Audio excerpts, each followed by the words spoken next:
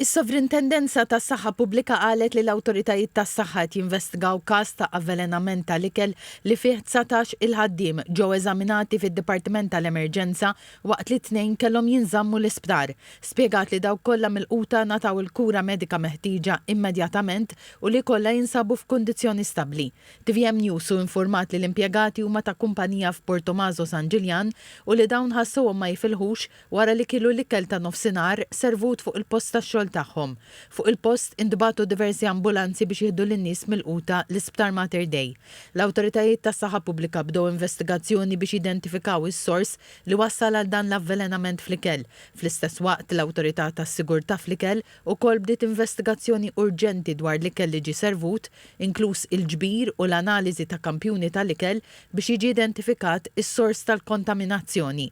Bħala miżura ta' prekawzjoni u skont l-att dwar is-sigurtà tal-ikel, l-awtorità ħarġet ukoll ordni ta' kontroll ta' emerġenza u l-kċina u l-faċilitajiet tagħha jingħalqu sakemm jitlestgħu l-investigazzjonijiet u jiddaħħlu l-miżuri korrettivi. Enfasizzaw li l-awtoritajiet kollha kompetenti qed jaħdmu mill-qrib biex jiddeterminaw il-kawża ta' dan l-avvelenament u biex jiżguraw li jittieħdu l-miżuri kollha biex jitnaqqsu r-riski potenzjali għas-saħħa pubblika. L-awtoritajiet tas-saħħa pubblika fakru lil pubbliku dwar l-importanza li kemm fit-tisir u kemm fil-mod ta' kif jitqassam l-ikel u wkoll jinżamm jiġu osservati prattiċi ta' iġene, speċjalment f'dawn il-jiem sħan ta' sajf. Enfasizzaw li l-ikel għandu jissajjar sew u jinżamm b'mod sigur biex jevita li wassal għal mart jew avvelenament. Qalu wkoll li għandha tingħata attenzjoni partikolari fit-temperaturi tal-friġiż biex tkun evitata kontaminazzjoni bejn ikel nej u ieħor imsajjar.